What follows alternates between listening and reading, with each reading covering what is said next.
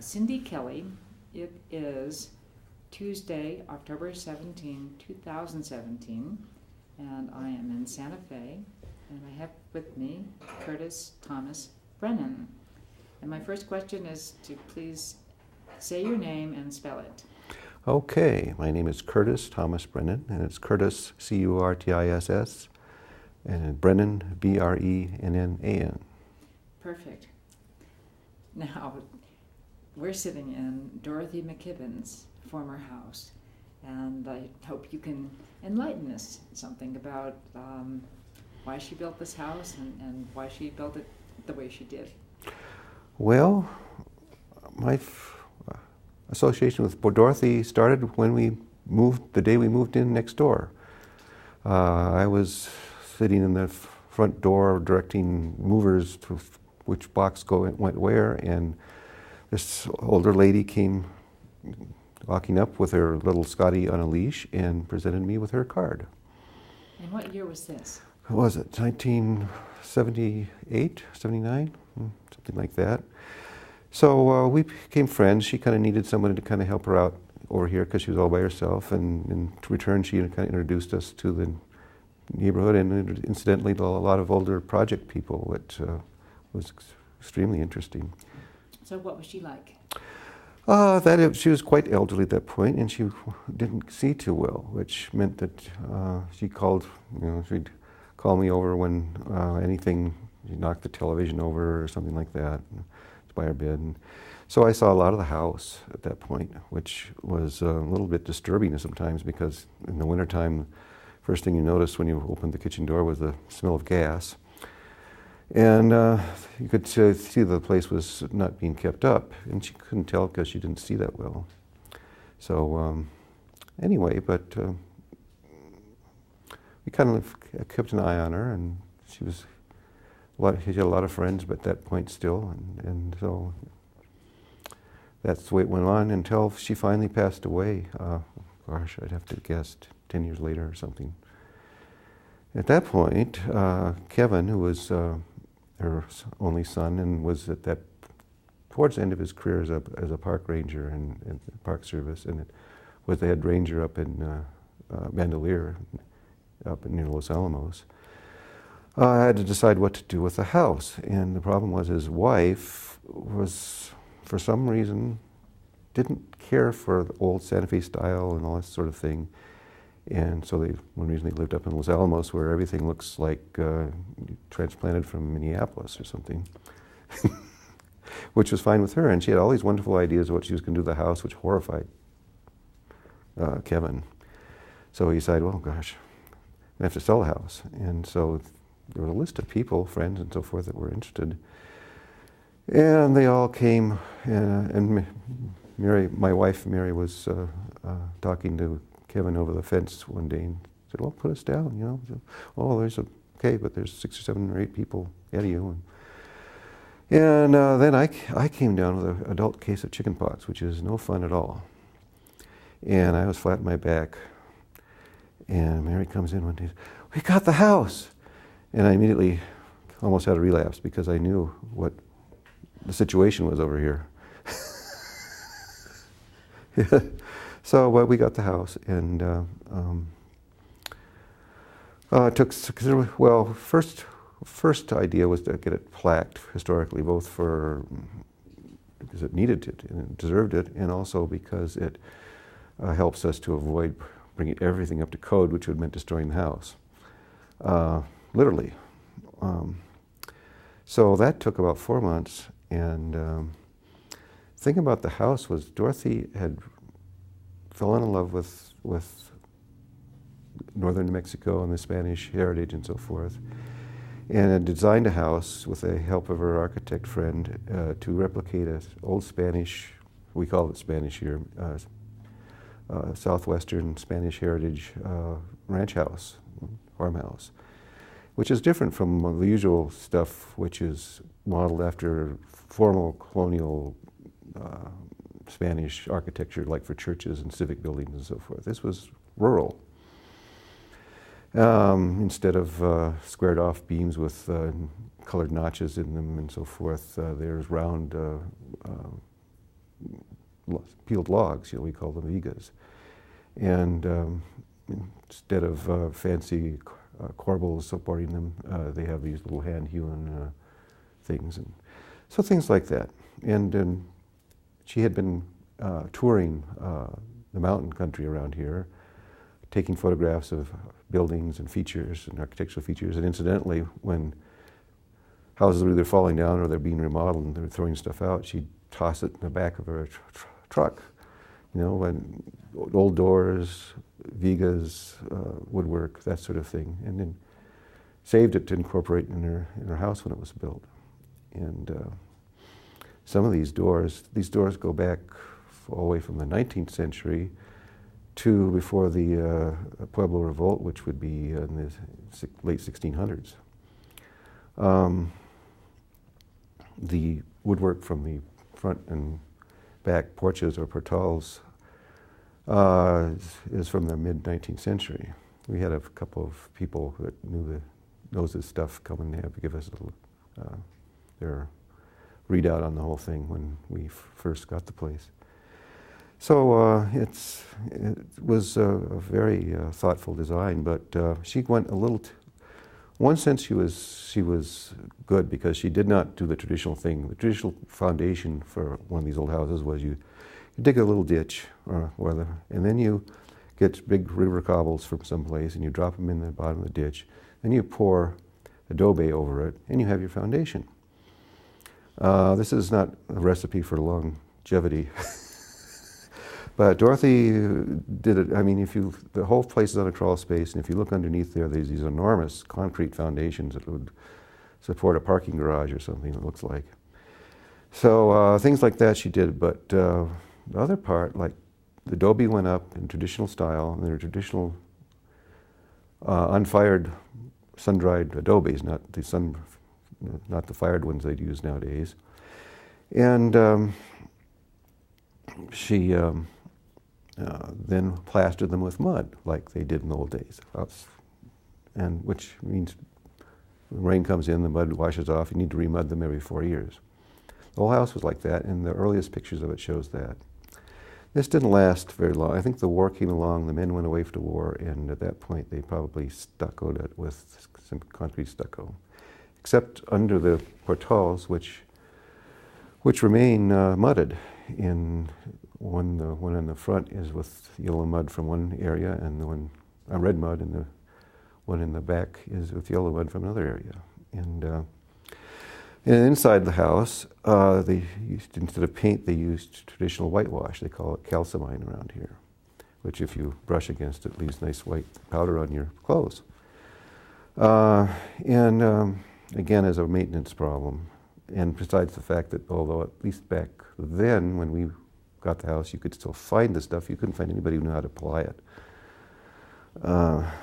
So we eventually found someone who knew how to paint over it. So we decided that was a little too much the authenticity, unfortunately. But other than that, it was simply a matter of restoring the place. Every surface, just about inside and out, needed to be handled in one way or another.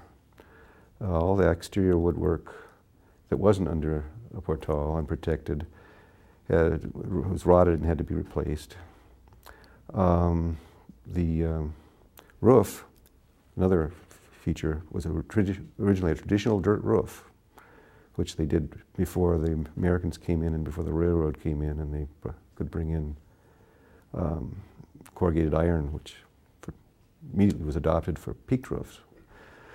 But that's all they had around here in the old days. They had flat roofs. They'd put down latillas, peeled sticks, and they'd cover that with a brush, and they'd cover that with dirt. And that would be your roof and ceiling. And a very thoughtful and reasonably prosperous husband would get a big, large piece of muslin, the size of the room, tack it up to all four corners of the room, ceiling inside, put a little rock in the middle with a string dangling down and a bucket underneath. And drips would then hit the muslin and migrate down and then drip down the little line into the bucket. as well as the dirt and stuff sifting down from the ceiling. So we had this dirt roof, and then very quickly at some point, and they decided to put a regular paper composition roof on top of it,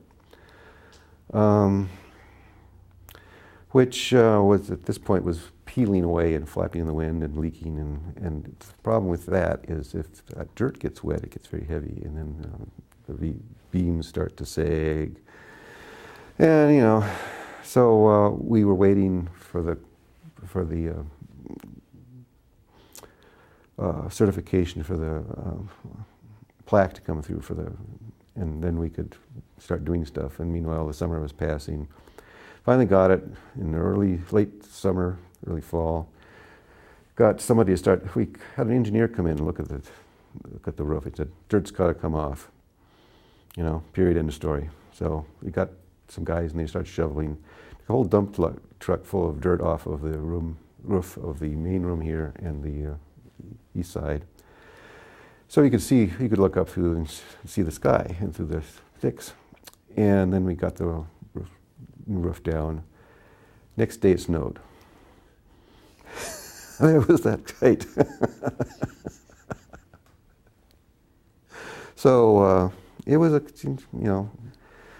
and the ends of the beams which stick out in traditional style from the house, Viga ends on the outside. It rotted right back through the stucco, so there were holes in the wall, leaking water. And the tops of the parapet walls around were cracked and leaking.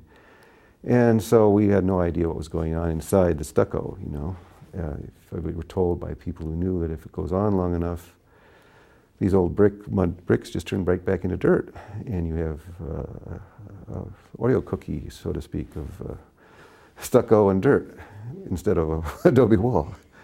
So we had to peel all the stucco off at least halfway down the walls to let them dry out. And fortunately, it was in time that the bricks were still intact; they were just wet. And so we had to let it dry out for a month or 6 weeks, and then we re-stuccoed it. And then the woodwork, again, had to be replicated and put back in, and fake Viga ends put in so that keep up appearances. And that was just the outside. So it was a big restoration project, but we felt it was a restoration project, not a remodeling project, because we wanted to put things back as much as possible as the original condition. And we had put in a new furnace, but we kept the old radiators, which were gorgeous and worked just fine. And then the only other issue was the electrical, which was the state of the art in 1937. And it hadn't been abused, like many of them are, by over too much power going through them. But there was only 4 circuits in the house. There was one for the kitchen, and there was one for the furnace room, and there was one for the rest of the house. The 4th was a dummy. And no 220 volts, which meant there was no washer and dryer or anything. And by the day she passed away, they did all the laundry in the kitchen sink, which was one of these big double cast iron sinks. So we converted there was a big storeroom near the kitchen, and we converted that into a laundry room, brought in 220 power.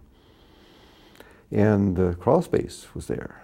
And so all the guys just went into there and took all these wires that they came down and made them up into a bunch of new circuits. So that worked out. So, we worked on, refinished the floor. She was so proud of her. It has a traditional pine, except for the living room here, which is brick, traditional pine floors, big broad beams. And she was proud to point out that there was not a knot in any of the pines, in any of the boards. And if you look, there aren't any. You can't get that anymore, period, in the story. So we had to replace one board. And if you look at that board, it's got a couple of knots in it. That's marvelous. Yeah. Well, can you of go room by room and sort of describe some features of it. Okay.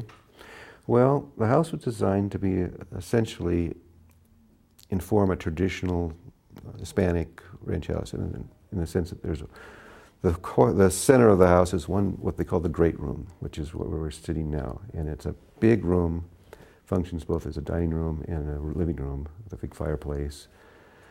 And in this case, Dorothy had a brick floor on it, and there's decorative-wise, there's one of the few crafts that the impoverished Hispanic people had in the days before the 18th century, late 19th century, early 19th century was tin. They'd take the canned meat would come from back in the east of this U.S. in these big tins, and they'd take the tins after they were emptied and use them to make artistic things, picture frames, decorative things and so forth. You turn one of these things over and it'll say on the back, stamped in armor and and so forth. And so Dorothy collected a lot of that when it was still just kind of lying around, so to speak, and decorated the house with that. She had tin light fixtures made for overheads. It'll screw the bulb in, but it's a little tin fixture. And so the one end, what would be the west end of the house, is 2 bedrooms and a bath, and that one room was Dorothy's room and one was for her son Kevin. And Dorothy built into her room a little makeup nook with a design table and stool, all painted up, which is still there. And those are the rooms that have these wide pine floors in them. And Kevin's room is similar without the makeup station. And then the other end of the house had the kitchen. Dorothy was not really focused on cooking and that sort of thing.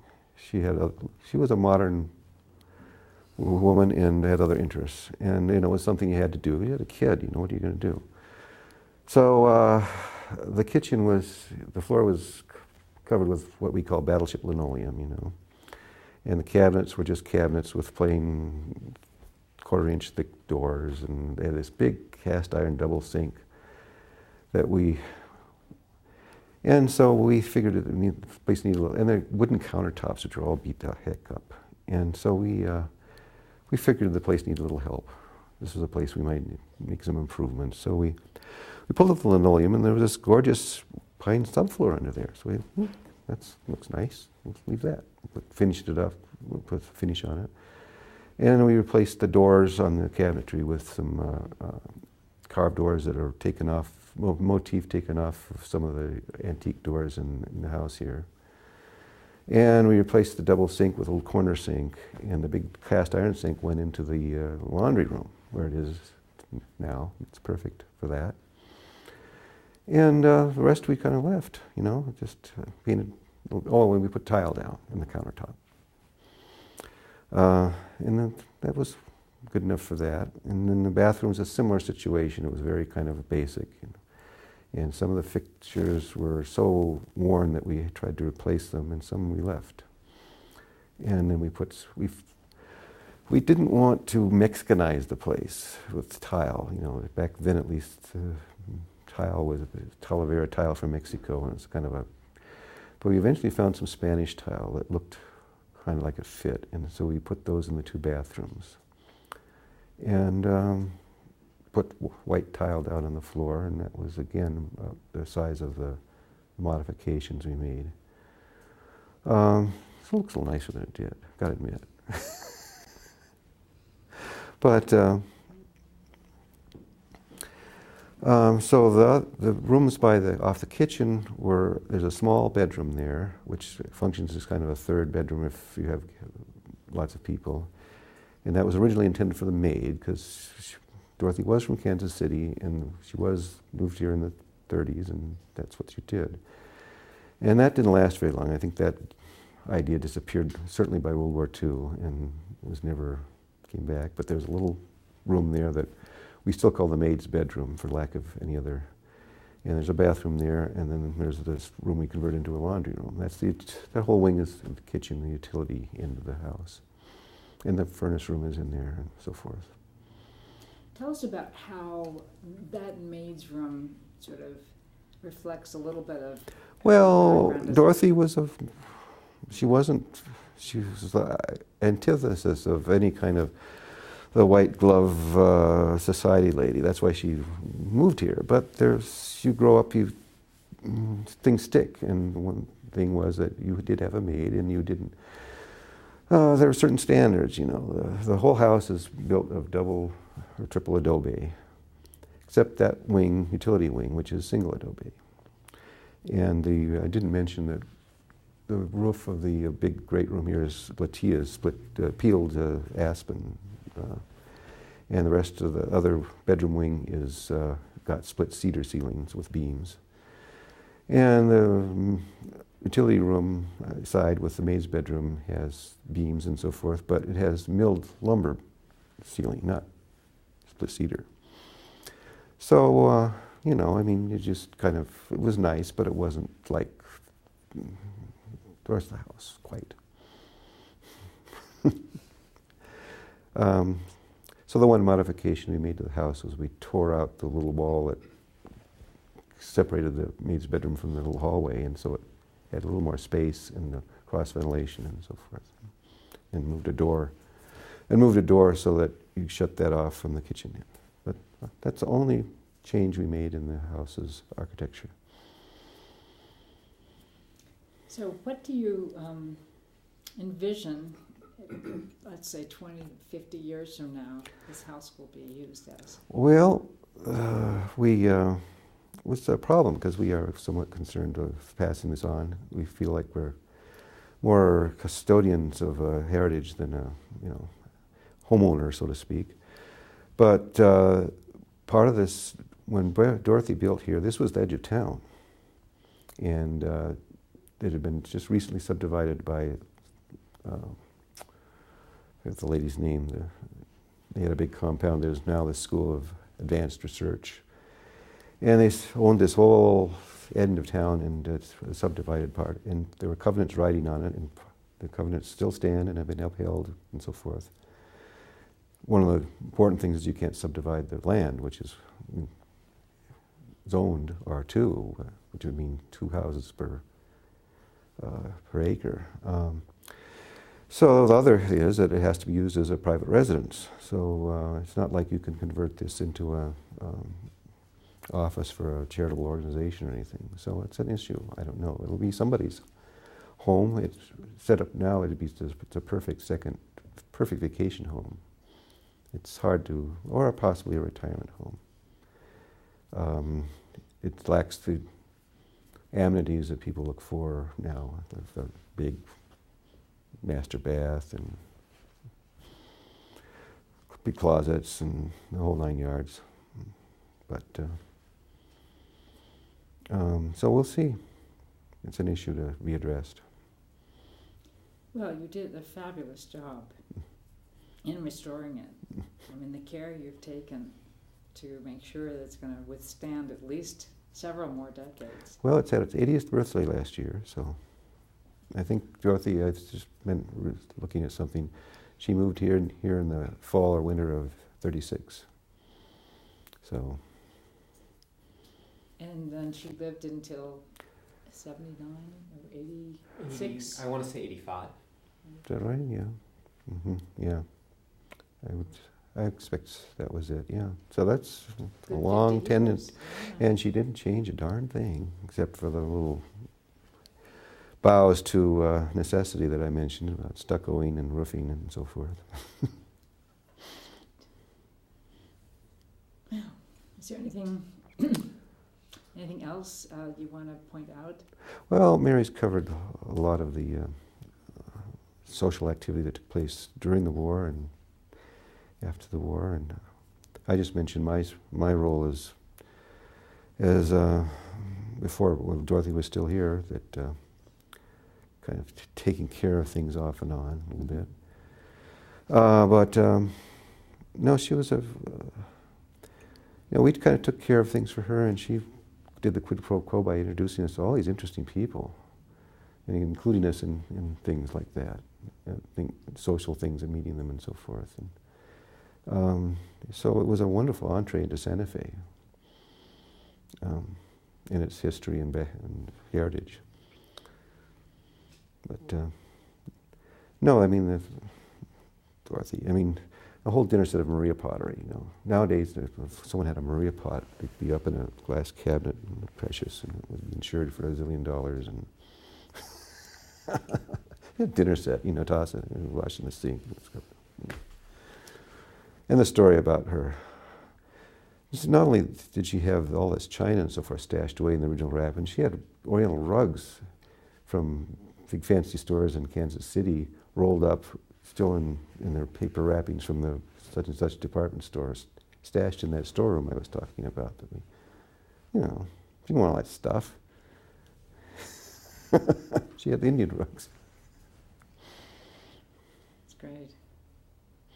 Mm-hmm. So was she friends with John Gaumeme, or did he have I don't some know. role in this house? Only by, what do you call it? Catherine Stinson was part of his circle and did things quite, you know, was influenced and so forth by him heavily. But interestingly, because I've seen other places that she's done around the town here, and they don't really look like Dorothy's. This design was pretty much Dorothy's. Catherine typically did more of the traditional decorative style, Pueblo style. So she was the architect, and I mean, Mary likes to say that it's obvious two women did this house because there's lots of closets, the kitchen was set up properly, but Catherine did the technical stuff, but I think Dorothy was heavily influenced. This is the way I want it, and this is the way I want it to look.